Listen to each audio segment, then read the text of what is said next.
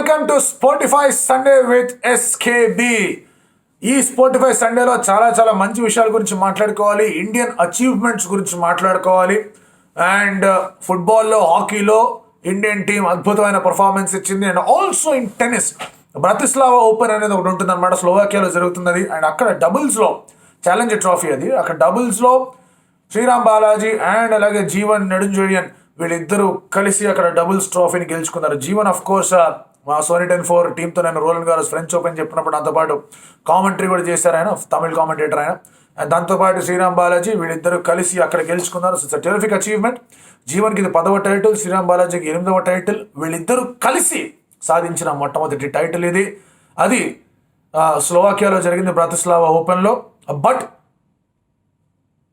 మనం ఈ ఛాలెంజర్ని చాలా తక్కువగా అంచనా వేస్తూ ఉంటాం. బట్ ఈ పాయింట్స్ అనేవి చాలా ఇంపార్టెంట్గా అవుతాయి ఫ్యూచర్లో. గ్రాండ్ స్లామ్స్ ఆడాలన్నా, వాళ్ళ డబుల్స్ ర్యాంకింగ్ పెంచుకోవాలన్నా.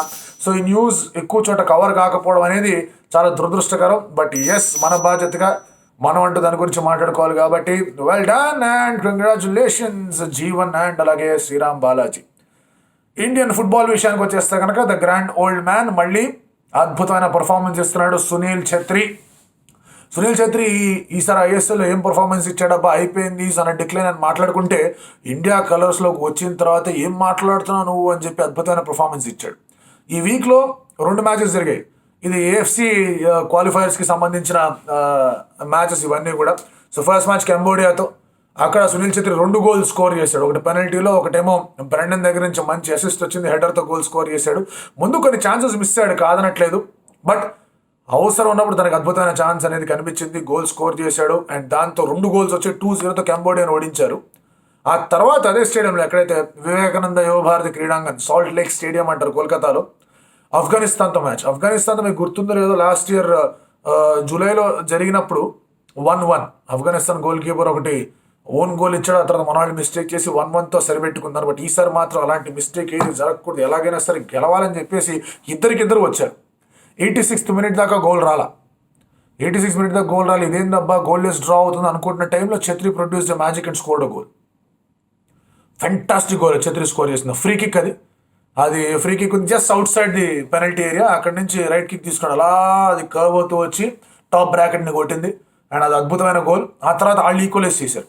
ఎంతప్పా మళ్ళీ ఈక్వలైజ్ చేస్తున్నారు, ఇదేం గోల్ అనుకుంటున్న టైంలో ఆషిక్ కుర్నియన్ ఫెంటాస్టిక్ మ్యాజిక్ చేశాడు అక్కడ.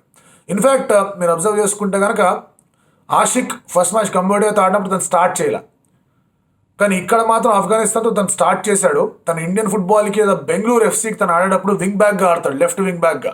కానీ ఈసారి మాత్రం వింగర్గా ఆడించారు. మన్వీర్ని రైట్ సైడ్ వింగ్లో ఆడించారు, ఆషిక్ని లెఫ్ట్ ముందు ఆడించారు. అండ్ జేక్సన్ వచ్చాడు అఫ్ కోర్స్ ప్లేస్లోకి, థాపాని రీప్లేస్ చేస్తూ అక్కడ రావడం చూసాం. బట్ ఇక్కడ ఏం జరిగింది అంటే, ఆషిక్ పరిగెత్తుకుంటూ వెళ్ళాడు. ఆ తర్వాత తనకు బాల్ వచ్చింది. బాల్ బ్రెండన్ ప్లేస్లో వచ్చాడు. యాక్చువల్గా ఆషిక్ స్టార్ట్ చేశాడు. 90th మినిట్ దాకా ఆడాడు.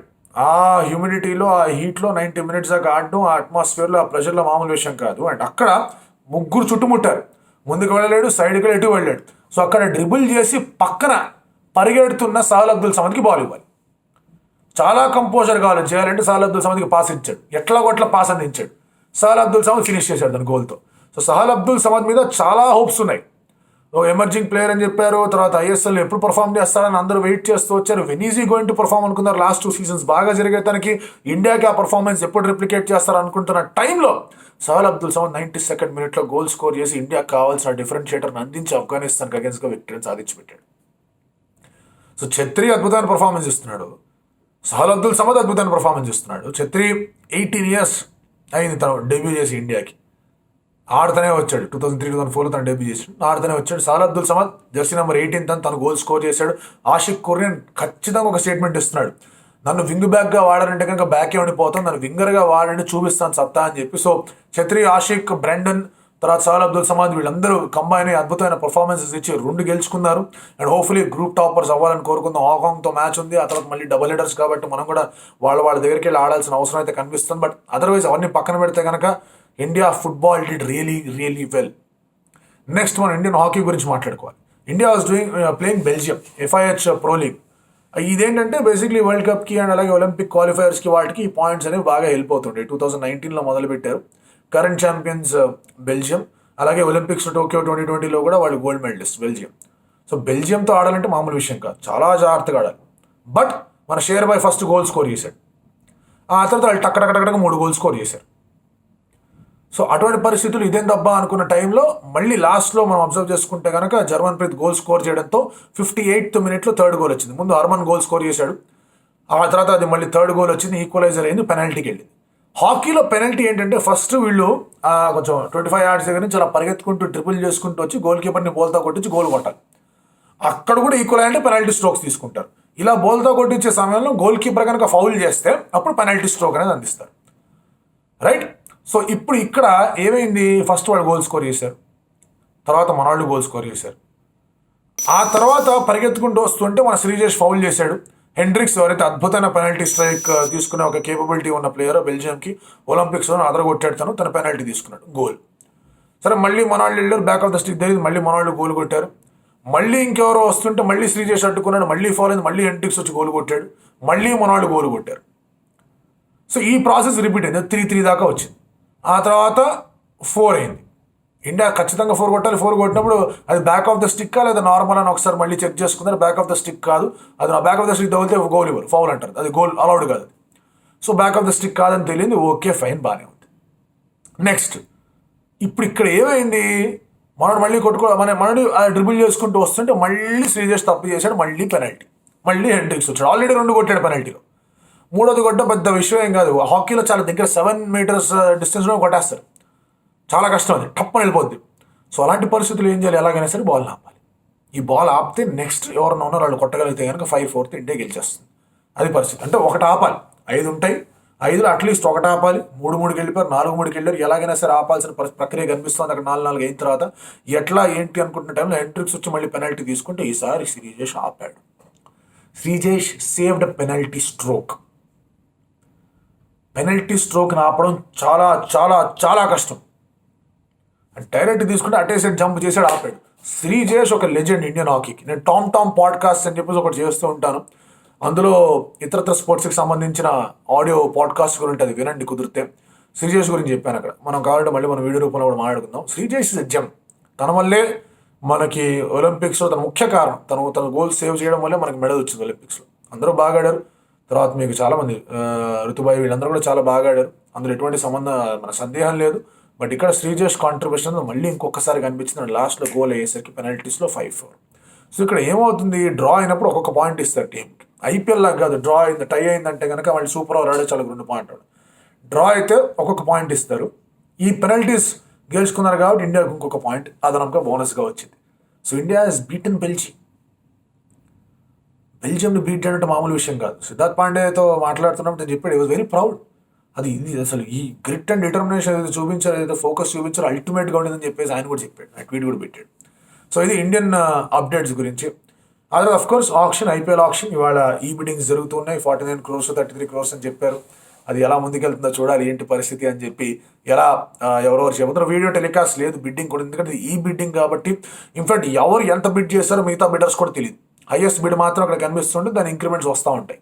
సో ఇది రేపు సాయంత్రం దాకా వెళ్తుంది. మరీ టూ మచ్ ఇంటెన్స్ ఫైట్ ఉందంటే కనుక ట్యూస్డే దాకా వెళ్తుంది.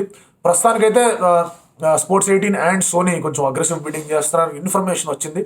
Sports 18 will definitely go aggressive. అక్కడ వాళ్ళకి బ్యాకింగ్ ఆఫ్ ముఖేష్ అంబానీ ఉంది కాబట్టి ఖచ్చితంగా వాళ్ళు చాలా అగ్రెసివ్గా వెళ్తారు, అందులో ఎటువంటి సందేహం లేదు. సో లెట్ us see మనకి రేపు సాయంత్రానికి వస్తుందా లేదా ఎల్లుండి పొద్దునకి వస్తుందా అప్డేట్ అనేది మనం చూద్దాం ఏంటి పరిస్థితి అని చెప్పేసి. డిజిటల్ రైట్స్లో కూడా చాలా స్ట్రాంగ్గా వెళ్తున్నారు.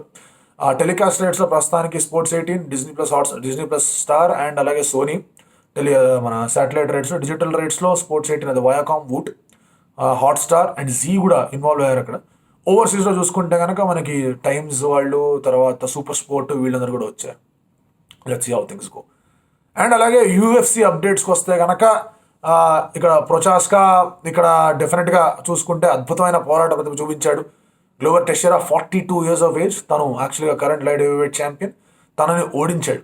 చాలాసార్లు టెషెరా తన మీద ప్రెషర్ పెడుతూ వచ్చాడు, సర్వైవ్ అవుతూ వచ్చాడు ప్రొహాస్కా.